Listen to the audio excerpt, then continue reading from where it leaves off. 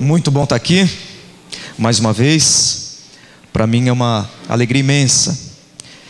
Eu quero convidar você a abrir a sua Bíblia no livro do profeta Isaías, texto da nossa palavra nessa noite. A mim foi dada a missão de trazer à sua memória o seguinte tema: novos tempos e velhos desafios. Tema muito pertinente, sobretudo para a nossa geração, para a nossa juventude. Novos tempos, velhos desafios. E a mensagem será baseada no livro do profeta Isaías.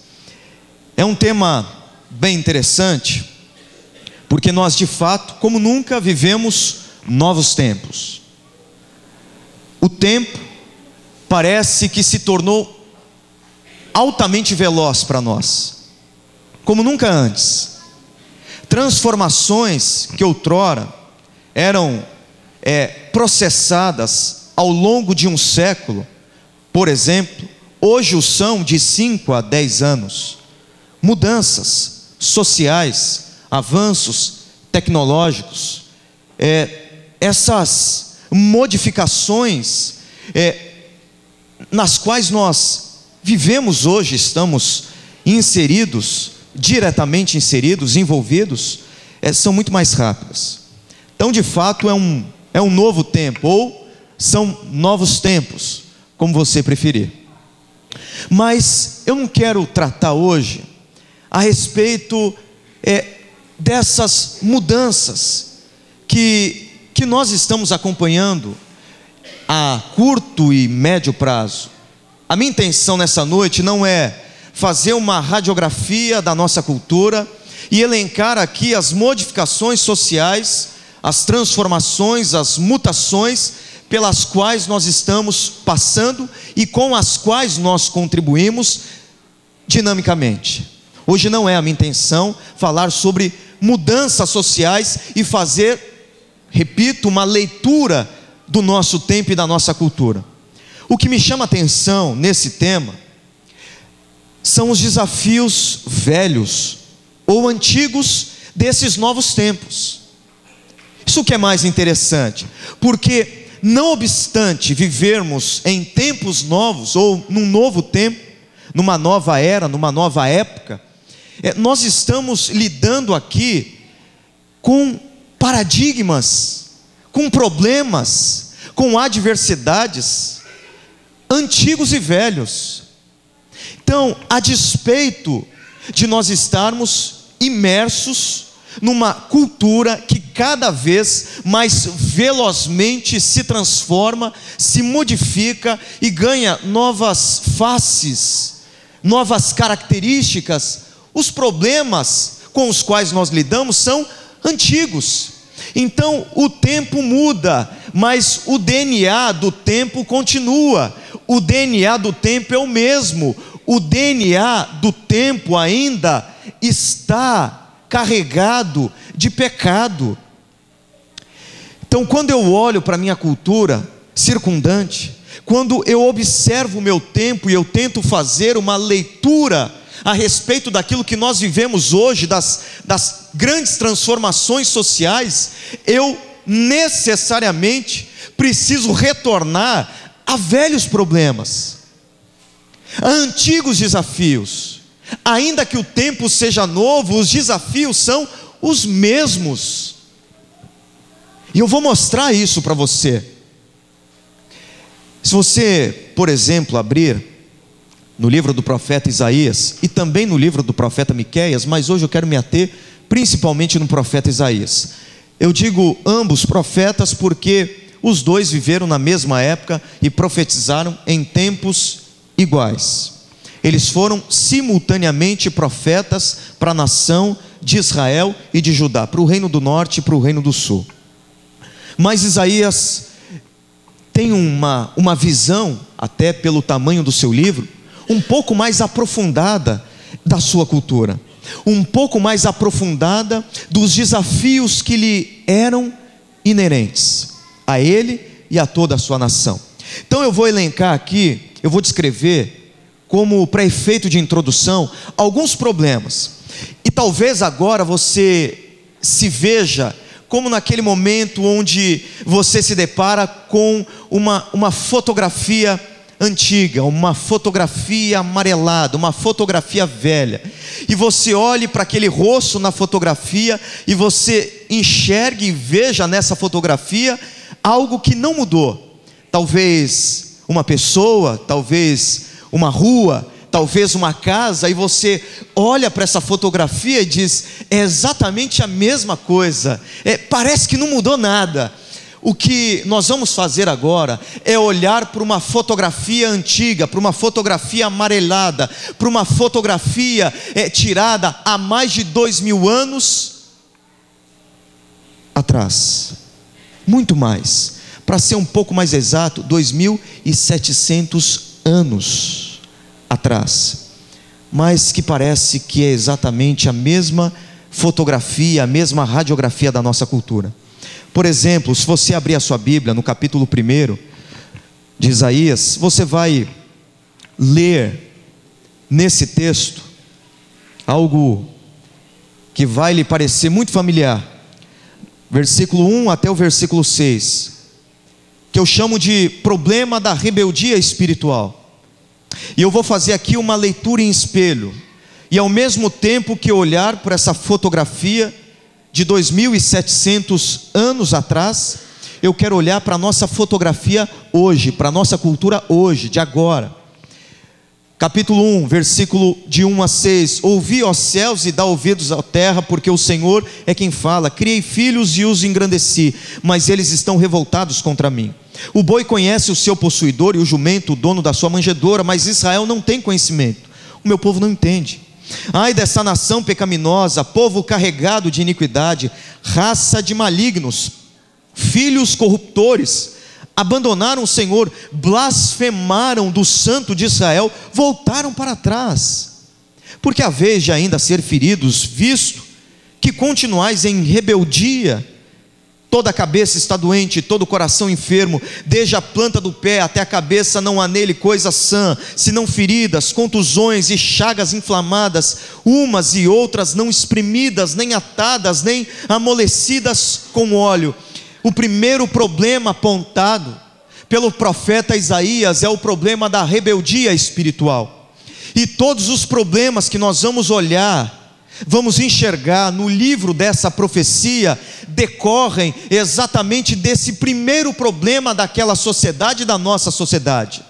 Isso se deve ao fato de que a nossa relação com Deus, a maneira como nós enxergamos a palavra de Deus, o nosso compromisso com as verdades de Deus, tem total implicação no nosso cotidiano, na nossa vida social, na nossa vida econômica, na nossa vida familiar. Então todas as coisas da nossa vida dependem da nossa relação com Deus, porque o que vai determinar a ética, o costume, o bom comportamento é a maneira como nós enxergamos a doutrina, a teologia e a nossa relação com o Senhor.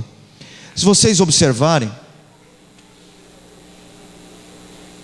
a nossa cultura de hoje, semelhantemente, é rebelde, profundamente rebelde. Por exemplo, aqui tem um caso que é um movimento de uma juventude chamado Missa, que é movimento dos interessados em sacudir sua alma. É uma rave liderada por um movimento de jovens, e essa rave usa elementos da religiosidade, elementos da fé, como promoção desse, que eu posso chamar desse evento. Vocês podem ver algumas fotos. Pode passar. Esse é um vídeo que eu não vou produzir agora, mas são algumas fotos, altares, moças vestidas de freiras, o DJ vestido de papa, cruz, entre outros elementos, peco não peco, são colantes, fazendo uma paródia com um programa muito conhecido, que também é uma grande porcaria para a nossa juventude, e aí colocaram o peco ou não peco, mostrando total irreverência. Esse é só um caso, desse abandono e dessa rebeldia em relação a Deus. Coisas que são pertencentes à fé, à religiosidade, estão sendo utilizadas como promoção de promiscuidade. Então, o ser humano e a juventude atingem um nível tal de rebeldia, que é isso que nós estamos vendo, e daqui para muito pior. Um outro versículo do mesmo capítulo que eu posso citar, como um problema adicional, e um problema, repito, que está atrelado a esse notado e citado por Isaías, os versículos 1 ao 6, está no versículo 23, que é o problema da corrupção dos líderes da nação. Então, se você acompanhar comigo o versículo 23, você vai ler o seguinte, note bem: os teus príncipes são rebeldes e companheiros de ladrões, cada um deles ama o suborno e corre atrás de recompensas, não defendem o direito do órfão e não chega perante eles a causa das viúvas. Então, você viu o primeiro problema, que é da rebeldia e do abandono. E se você olha para a nossa cultura, o que nós vemos é exatamente a mesma coisa. Agora você, no versículo 23 do capítulo 1, nota uma outra fotografia, um outro retrato, uma outra radiografia daquela cultura. E você percebe aqui que os líderes daquela nação estavam num grau altíssimo de envolvimento, entulhados e afundados num mar de corrupção. Isso te parece familiar? Parece familiar a você? Nós acompanhamos o caso e temos acompanhado. Esse é o caso mais conhecido atualmente do ex-senador Demóstenes Torres, pego numa relação promíscua com o Carlinhos Cachoeiro, um bandido do nosso país, um senador da nossa república. Então, você lê aqui que um problema da época de Isaías era o problema da corrupção da liderança. E o que nós vemos hoje é exatamente isso. Agora, folheie a sua Bíblia e vá até o capítulo 5. Acompanhe comigo. Um outro retrato, um outro problema apontado pelo profeta Isaías. Capítulo 5, versículo 20. Que para mim é o problema da inversão de valores. Versículo 20 diz: hoje nós falamos muito sobre isso, que uma sociedade pluralista, relativista, que não acredita em absolutos. E hoje essa relativização da verdade faz com que pessoas chamem mal de bem e bem de mal. Isso é muito antigo. E o versículo 20 do capítulo 5 de Isaías diz assim: ai dos que ao mal chamam bem e ao bem mal, que fazem da escuridade luz e da luz escuridade, põem o amargo por doce e o doce por amargo, chamam o pecado de bênção e a bênção de pecado, chamam a mentira de verdade e a verdade de mentira, chamam o acerto de erro e o erro de acerto. Hoje, daqui a pouco, vai ser veiculado um programa chamado Na Moral. Não sei se você já ouviu falar nesse programa ou já teve o desprazer de assisti-lo. É um programa de doutrinamento, é um programa altamente ideológico. E hoje vai ser veiculado um programa muito especial, que o Pedro Bial, que é o âncora, o apresentador desse programa, chama de um programa histórico. Pode colocar aqui. Não, volta. Pode passar esse, depois eu volto nesse daí. Pode passar. Isso. Clica mais uma vez, eu quero só colocar a frase que ele disse. O programa hoje é sobre relações homoafetivas. Inclusive vai ter um casamento ao vivo. O programa já foi gravado, na verdade, mas vai ser um casamento civil entre duas mulheres, numa TV aberta e promovido. Vai ser tratado como uma coisa muito boa.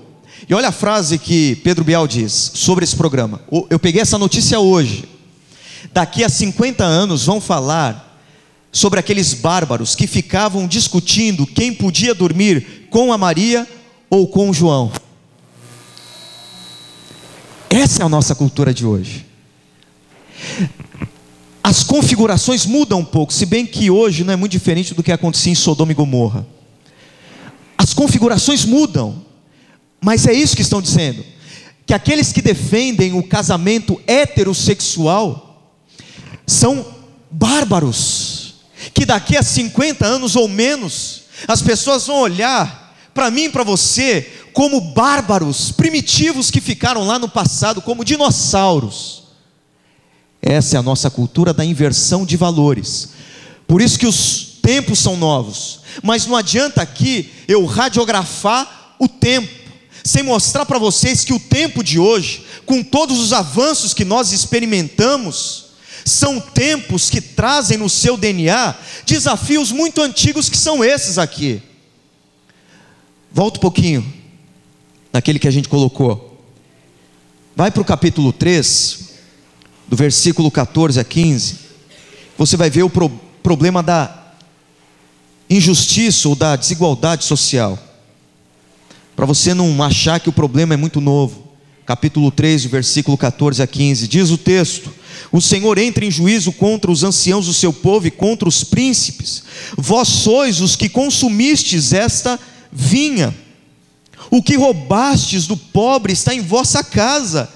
Que há convosco que esmagais o meu povo e moeis a face dos pobres, diz o Senhor dos exércitos.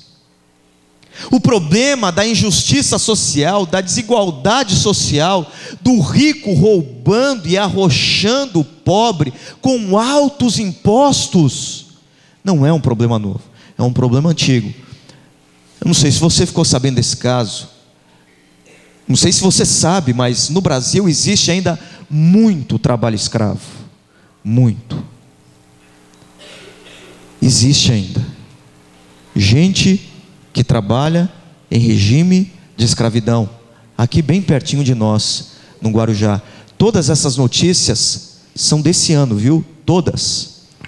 Polícia prende acusado de crime de escravidão em Guarujá, São Paulo. Essa é a nossa cultura. Vamos avançar um pouquinho mais, falar sobre família, problema da destruição familiar. A família hoje que está sendo minada, que está sendo dinamitada de todos os lados, como eu já citei no caso desse programa Na Moral. É o problema da destruição familiar. Eu não vejo exatamente em Isaías pontuando essa questão, ainda que ele perpasse sobre essa questão, mas Miqueias pontua essa questão. E eu repito, Miqueias e Isaías foram profetas que viveram e que profetizaram em épocas parecidas. E Miqueias, no capítulo 7 do seu livro, no versículo 6, vai dizer o seguinte: perceba você se isso não lhe parece familiar. Porque o filho despreza o pai, a filha se levanta contra a mãe, a nora contra a sogra, os inimigos do homem são os da sua própria casa. Essa era a cultura da época. Assim vivia o povo no Antigo Testamento. Deus olha para aquela nação e enxerga famílias destruídas, famílias fragmentadas, famílias doentes, pai que se levantava contra o filho, filho que se levantava contra o pai, mãe que se levantava contra os filhos e filhos que se levantavam contra as mães. Assim era aquela sociedade. E se nós olharmos para a nossa e fazermos essa leitura em espelho, observarmos e radiografarmos e fotografarmos o que aconteceu antes e o que acontece hoje, nós vamos perceber que os tempos mudaram, mas os desafios e problemas são os mesmos. Por exemplo, filho mata a própria mãe para ficar com herança. Repito, todas as informações deste ano. Vamos caminhar. Mãe é suspeita de segurar filha para padrasto abusá-la no Ceará, diz polícia. Pode passar. Americana bate carro, foge e é vista numa farmácia tomando sorvete. Mas ali no subtítulo, ali na linhazinha fina, abaixo do título, nós temos a seguinte informação: que os filhos ficaram no carro batido e ela foi tomar sorvete. Todas essas notícias eu li em 2 dias. Num dia 2 notícias, no outro dia uma notícia. Tudo referente a mães no tratamento com os seus filhos ou filhas. Segundo, mãe britânica mata 2 filhos e passa a noite na cama com eles, por raiva do seu parceiro. No outro, mãe deixa a filha de 16 anos, que pesava 18 quilos, morrer de fome nos Estados Unidos. Essa é a nossa cultura. É assim que nós vivemos. Talvez esse seja um problema, ou será um problema seu ou do seu vizinho. Isso não está muito longe de nós, não. Isso está muito perto de nós. Porque o tempo muda, mas as pessoas que integram o tempo continuam afetadas pelo pecado. E o pecado é a maior emergência da vida do homem. O pecado é a maior miséria do homem. A principal causa da nossa miséria é exatamente o pecado. Isso nos acompanha há 5.000, 6.000 anos atrás, há 2.000 anos, há 1.000 anos, há 500 anos, há 100 anos. O problema persiste, continua o mesmo, e é o pecado. Pai que espancou filha de 9 anos pede perdão, mas menina não quer ficar em casa. Qual o motivo desse pai ter espancado a sua filha? O homem que espancou a filha por causa de um arranhão na geladeira. Essa é a nossa cultura.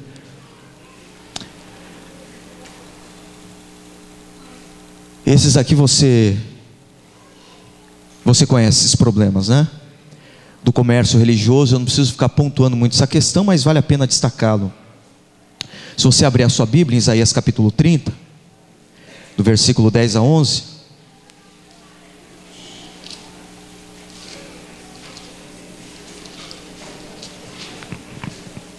a Bíblia diz assim, Isaías capítulo 30, do versículo 10 a 11: eles dizem aos videntes, e Miqueias vai afirmar que eles não somente diziam aos videntes, mas pagavam os profetas e os videntes para falarem aquilo que eles queriam ouvir.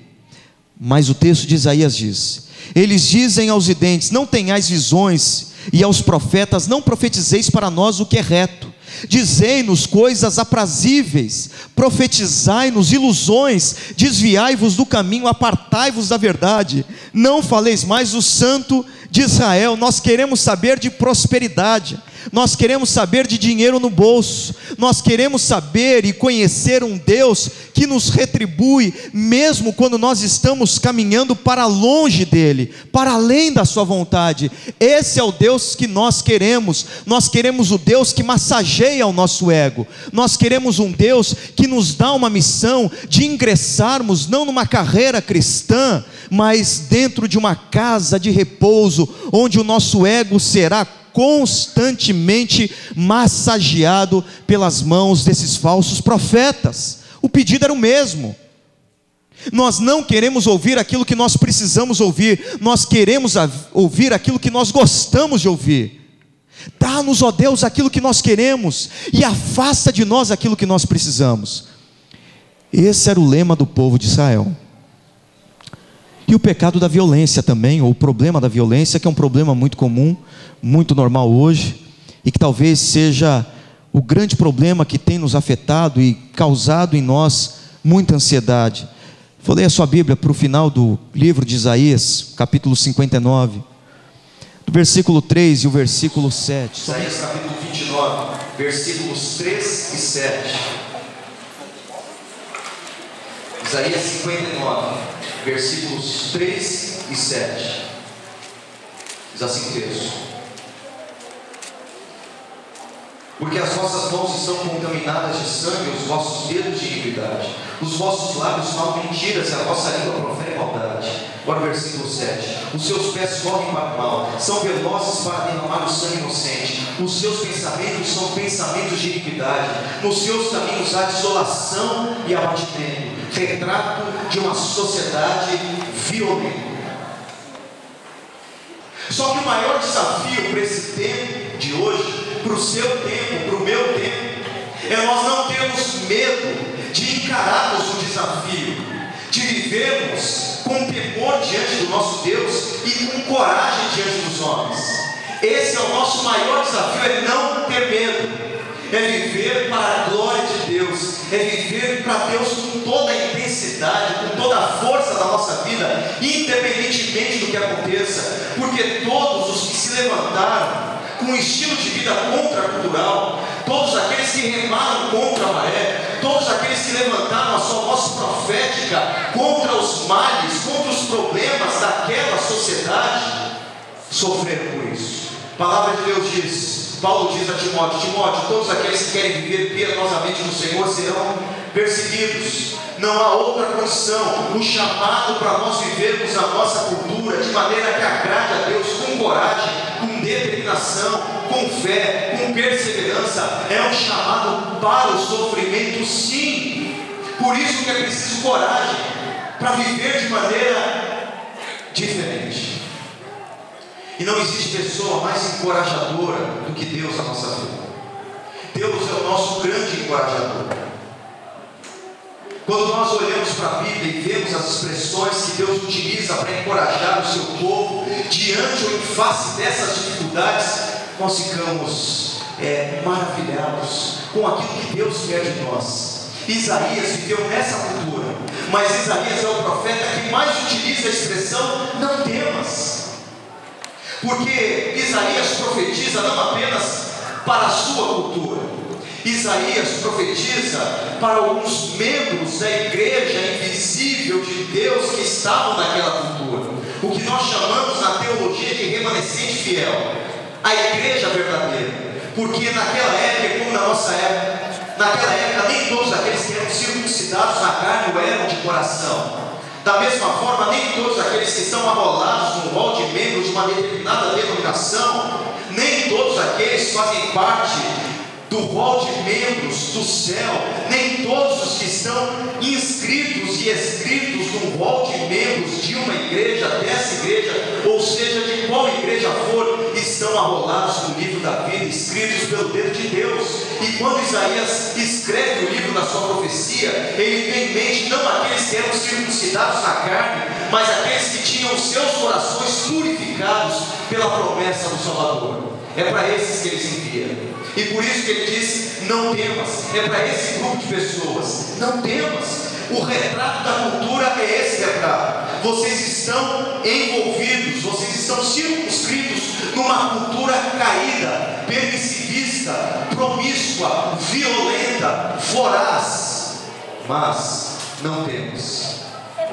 Foi isso que Deus disse a Abraão, quando Abraão ficou com medo de não suscitar descendente, porque a sua esposa era estéril. Deus olhou para Abraão e disse: não temas.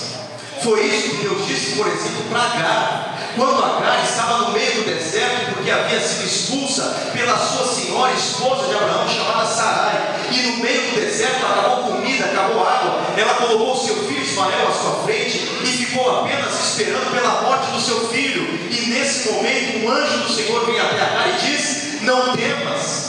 Foi a mesma coisa que Deus disse para Isaac, quando Isaac fora expulso da sua terra, onde ele havia prosperado, onde ele havia cavado poços e os seus inimigos entulhados, e ele sai daquele lugar. Ele não levanta a sua voz para brigar, ele não brame nenhuma espada para lutar pelo seu espaço, espaço que era dele por direito. Deus desce a Isaac e diz: Isaac, não temas. A mesma frase que foi dita a Jacó, quando Jacó ficou com medo de voltar ao Egito por mandato de Deus. Egito, que era uma terra, um território que o seu avô e o seu pai sofreram. Ambos desceram para o Egito e ambos sofreram no Egito. Então vem a crise, vem o problema, e Deus diz para Jacó: Jacó, desce ao Egito. No mesmo momento Jacó treme de medo, porque o Egito era aquele local da aflição dos seus antepassados, 430 anos sofrendo, mas também a terra da aflição de Abraão e de Isaac, seu avô e seu pai. E no momento que Jacó treme de medo diante do desafio de ir para o Egito, Deus diz: não temas. A mesma coisa que Deus disse para Josué, quando Josué se viu como substituto do maior líder de Israel, o maior de todos, Moisés, pelo menos naquele período, o grande Moisés. E Moisés morre, e Deus diz: Josué, agora a bola está contigo, você é a bola da vez. Eu quero que você pegue meu povo, atravesse o Jordão e entre com o meu povo em Canaã. E a Bíblia diz que nesse momento Josué tremeu de medo diante da missão dada por Deus. E no momento em que ele tem medo, as suas pernas tremem, os seus joelhos ficam trôpegos, Deus diz o que para Josué? Ser forte e corajoso, não temas, nem te assombres, porque o Senhor teu Deus é contigo por onde quer que andares. Não temas, Josué. Deus falou isso para Zorobabel, governador de Judá, e para Josué, não esse Josué que eu mencionei, mas outro Josué, sumo sacerdote do templo do Senhor. Quando esses dois homens foram reconstruir o moral da nação, o templo do Senhor, mas ficaram com medo diante dos desafios que estavam se erguendo, se avolumando, se agigantando nesse processo de reconstrução. E no momento que eles tremem de medo diante desse desafio de reconstruir o templo do Senhor, sabe que Deus diz para eles, para esses dois, através do profeta Ageu: não temas. Quando Ezequias, o rei Ezequias, ficou com medo diante das afrontas de Senaqueribe, rei da Síria, que dizia que ia passar, como ele fez com outras nações, sobre o povo de Deus, como um rolo compressor, sabe o que Deus diz? Por intermédio desse mesmo Isaías, a Ezequias: Ezequias, não temas. Sabe que Deus falou para o presidente do sínodo de Jerusalém, um camarada chamado Jairo, o principal da sinagoga de Jerusalém, quando ele percebeu que a sua posição, que o seu status, que o seu dinheiro, que o seu poder, que a sua influência não poderiam trazer a sua filha de volta à vida, e ele ficou com medo da notícia, quando lhe disseram: Jairo, não incomode o mestre, porque acabou, ponto final, a sua filha morreu, já era. Jesus olha para Jairo e diz: Jairo, não temas, crê somente. Quando lá em Mateus capítulo 10, Jesus diz aos discípulos: eu quero que vocês caminhem, eu quero que vocês vão, eu quero que vocês sejam missionários, como ovelhas no meio de lobos. E aí Jesus começa a descrever o caráter dessa missão, e Jesus fala sobre espada, e Jesus fala sobre perseguição, e Jesus fala sobre ódio, e Jesus fala sobre inimizade, e Jesus fala do abandono de família, e ele vai citando todas as coisas a respeito dessa missão que ele nos outorgou também. Sabe que no final do capítulo ele vai dizer para os seus discípulos: tudo isso vocês ouviram, mas eu tenho uma palavra para vocês: não temas, porque todos os fios de cabelo da vossa cabeça estão contados. Não temas, porque mais valeis vós do que muitos pardais. Não temas. Sabe o que Deus disse para Paulo? Quando Paulo chegou no final da sua viagem até Roma, antes dessa viagem ele fora preso na fortaleza de Jerusalém, recebeu um murro na boca, porque afrontou o sumo sacerdote. Naquela mesma noite, quando Paulo, com a boca inchada, estava deitado numa masmorra, preso e encarcerado, sabe o que Deus disse para ele? Paulo, não temas. E o profeta Isaías é o homem que mais diz: não temas, não temas. Por algumas razões eu vou passar muito rapidamente por elas. Primeira razão, e eu vou colocar todos os textos aqui, vocês vão me acompanhando nos textos que eu transcrevi nos slides. Deus está acima de vós, por isso não temais. Então Isaías vai dar os argumentos pelos quais o povo verdadeiro, o povo fiel, não deveria ter.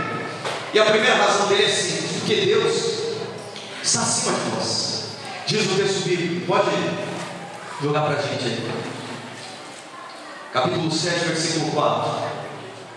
E diz: acautela te aquiete, não temas, nem se desanime o teu coração por causa desses dois tocos de tições fumegantes. Assim que ele trata os maiores e mais poderosos imperadores daquela época.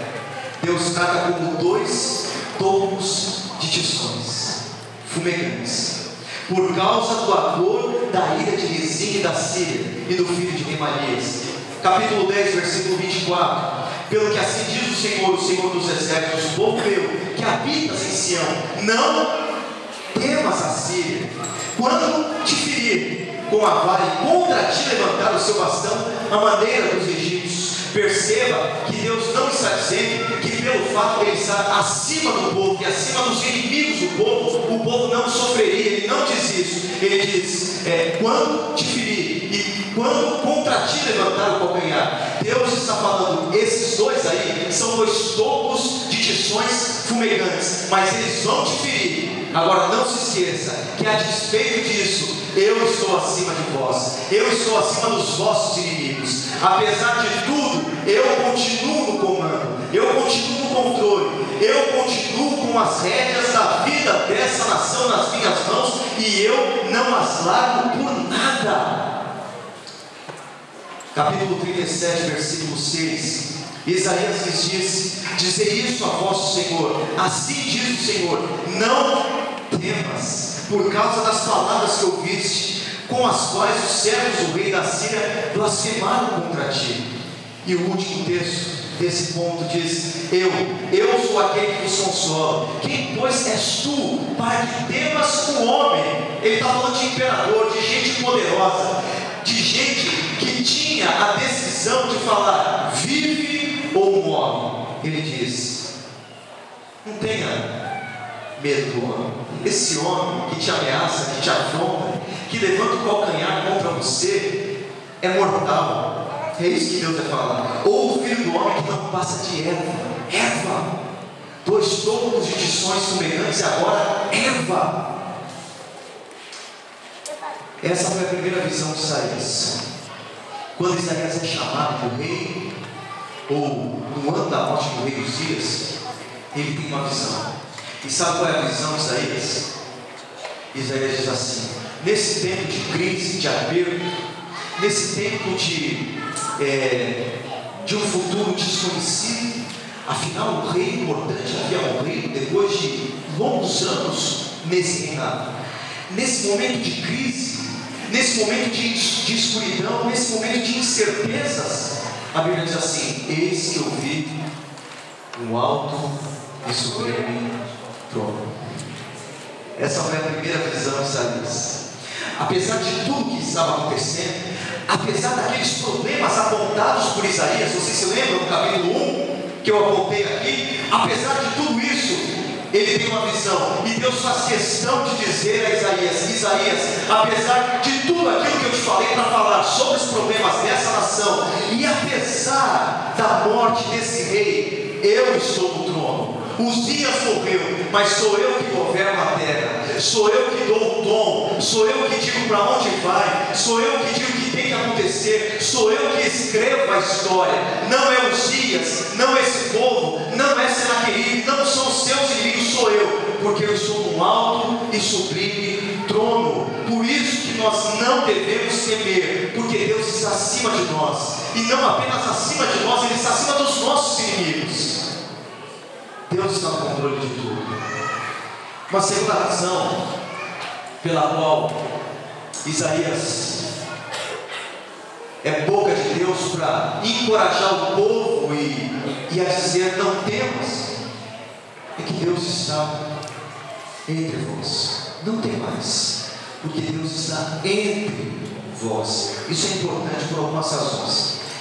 Isaías 40, versículo 9 diz: tu, ó Sião, que anuncia boas novas, sobe ao monte alto. Tu que anuncias boas novas a Jerusalém, ergue a tua voz fortemente, levanta, não temas, e diz a cidade de Judá, que apesar de todo aquele colapso moral, religioso, econômico, social, eis aí está quem? O vosso Deus. Deus está aí. Deus não se ausentou daí, Deus continua aí, Deus permanece aí. Outro texto diz: não temas, porque sou contigo, trarei a tua descendência desde o Oriente e a juntarei desde o Ocidente. Sabe por que eu acho importante falar para você: não temas? Não temas porque Deus está com você. Porque quando as dificuldades vêm, quando os problemas vêm, quando nós estamos no miolo do furacão, no meio da tempestade, quando você vê o barco da sua vida sendo chicoteado por ondas imensas de um lado para o outro, e ventos impetuosos mandando a sua nau, sabe-se lá para onde? A primeira coisa que vem na sua cabeça talvez seja: aonde está Deus? essa era a grande pergunta daquele povo. Digo, o povo fiel: cadê Deus? E sabe o que o profeta diz? Sabe o que Deus está? Deus está aí. Essa é a base da nossa coragem. Não importa o que você enxergue sobre Deus, não importa o que você sinta a respeito de Deus, a presença de Deus na sua vida não depende daquilo que você vê, e não depende daquilo que você sente, porque muitas vezes você não enxerga a manifestação de Deus na sua vida, e muito menos a sente no seu coração. Mas o que vai garantir a presença de Deus no seu meio, na sua casa, no seu casamento, na sua família, na sua igreja, não é o que você acredita sobre isso, o que você sente ou o que você vê, mas o fato de Deus ter falado: eu estou aí. Ainda que o povo não visse Deus claramente, Isaías, profeta de Deus, diz: Deus está aí. Embora vocês não enxerguem, embora vocês não sintam, Deus está aí. Então, não temas. Por quê? Porque Deus está acima dos meus inimigos. Aqueles que se levantam contra mim não podem se levantar contra Deus, porque Deus é soberano. Deus é maior. Os meus inimigos podem até me ferir, levantar contra mim o seu calcanhar. Podem, claro que podem, e muitas vezes fazem isso, mas Deus está no controle. Nenhuma ferida em nós é produzida sem que Deus esteja com seus olhos atentos para ela. A Bíblia diz que Deus recolhe as nossas lágrimas no seu odre, no seu recipiente. Deus sabe por que nós choramos. Ele conta as gotas que emanam dos nossos olhos. Ele sabe quantas lágrimas nós derramamos e por quê. Esse é o nosso Deus, que não simplesmente impede que os inimigos se levantem e nos firam, mas Ele acompanha tudo isso, Ele está no controle. Segunda razão é que Deus está entre nós. Essa é a base da nossa coragem. O salmista, lá no Salmo 23, versículo 4, diz: ainda que eu ande pelo vale da sombra da morte, eu não temerei. Eu vou ser corajoso, eu não vou correr do vale da sombra da morte, eu não vou me esconder do vale da sombra da morte, eu não vou fugir do vale da sombra da morte, eu vou andar pelo vale da sombra da morte, eu não temerei. E qual é a base, o fundamento da coragem do salmista? A presença de Deus com ele. Ele vai dizer assim: porque tu estás comigo, a tua vara e o teu cajado me consolam. Porque Deus está presente, eu posso dormir tranquilo. Deus está na minha vida, eu posso não ver e não sentir, mas Ele está aqui. Deus está à minha frente, à sua frente, à nossa frente, à vossa frente. Por isso não tem mais. Isaías diz: Ele está acima, Ele está no meio, mas mais do que isso, Ele está à frente. Por isso Ele vai dizer, versículo 10 do capítulo 41 em diante: não temas, porque eu sou contigo, não te assombres, porque eu sou o teu Deus. Eu te fortaleço, eu te ajudo e te sustento com a minha destra fiel. A ideia aqui é de um Deus que estende a sua mão para me levantar quando eu caio. O outro texto diz: porque eu, Senhor, teu Deus, te tomo pela tua mão direita e te digo: não temas, que eu te ajudo. Isaías 43, 2 diz: quando passares pelas águas, eu serei contigo, quando pelos rios, eles não te submergirão, quando passares pelo fogo, não te queimarás, nem a chama arderá em ti, porque eu estou à tua frente, eu te ajudo, eu coopero com você, eu sou o seu rei, eu sou o seu pai, eu sou o seu comandante, eu sou o seu Deus, eu sou o seu Senhor, eu estou à frente de vocês. Por que Isaías diz isso? Por que Deus faz questão de falar isso para o povo por intermédio de Isaías? Porque é algo, ou era algo, humanamente impossível, inimaginável pensar num povo novamente cativo por 70 anos voltar da escravidão. Era impossível. Era um problema irremediável, insolucionável, não tinha jeito. O povo ouviu a profecia de que as coisas ficariam bem lá na frente. Eu acredito que esse povo pensou: mas como? Como que nós vamos voltar para a nossa terra? Como que nós vamos reconstruir os muros? Como que nós vamos reerguer o templo? Como? Sabe como? Deus diz: eu te ajudo, eu te sustento, eu te amparo, eu. se a dificuldade, se o desafio é muito grande, se o gigante é maior na sua mente, no seu coração, daquilo que ele é de fato, sabe o que Deus está dizendo para você? Que não importa o que você tem nas mãos, o que importa é o que Ele faz com aquilo que você tem nas mãos. Porque uma varinha na mão de Moisés, que servia para ele cuidar de ovelhas, serviu para abrir o mar vermelho. Uma pedrinha que servia para Davi afugentar lobos que se aproximavam das suas ovelhas, serviu para derrotar o duelista, o gigante mais temido, que ficou 40 dias afrontando o povo de Israel, dizendo: eu quero ver o inimigo que se levante contra mim. Nas mãos de Deus, essa pedrinha foi uma bomba atômica na testa de Golias. Nas mãos daquele menininho, alguns pães, alguns peixes, apenas uma alimentação diária dele, talvez para um momento, mas nas mãos de Deus, aquele lanche, aquele momento, a sós ele com a sua comida se tornou um momento para encher a barriga de uma multidão. Porque eu digo para você o seguinte: você tem as suas limitações, as suas dificuldades, os seus problemas, os seus desafios, e eu quero dizer para você que você é pequeno mesmo, que você não tem capacidade mesmo. A Bíblia diz lá em Isaías capítulo 41, versículo 14, que nós somos povozinho de Israel, vermezinho de Jacó. Em nenhum momento Deus ficou tratando o povo com recursos da psicologia moderna. Deus ficou falando para o povo: olha, levanta essa nação, porque essa nação pode, essa nação tem poder, essa nação tem capacidade, vocês são bons, vocês são feras, vocês têm talento, se levantem. Não, Deus trata aquela nação dessa forma: vermezinho de Jacó, povozinho de Israel. Mas quando esse vermezinho de Jacó e esse povozinho de Israel caminha com Deus soberano, essa nação se torna uma nação avassaladora, que tem a capacidade de reconstruir as muralhas de uma cidade em apenas 52 dias, porque não depende daquilo que nós temos na mão, depende daquilo que nós colocamos nas mãos de Deus, porque Ele vai à frente, Ele está à nossa frente, Ele que guerreia as nossas batalhas. Eu encerro dizendo para você que Deus não está apenas acima, Deus não está entre, Deus não está apenas à frente, Deus está em nós, Deus está em mim, Deus está em você, Deus está em vós. Sabe por quê? Porque além de tudo aquilo que Deus falou por intermédio do profeta Isaías, além de tudo, olha como Deus vai tratar o povo. Um texto está ali e fala assim: diz o Senhor, e o teu, o quê? Redentor. E no outro texto ele vai dizer: não temas, porque eu te remi, chamei-te pelo teu nome, tu és meu.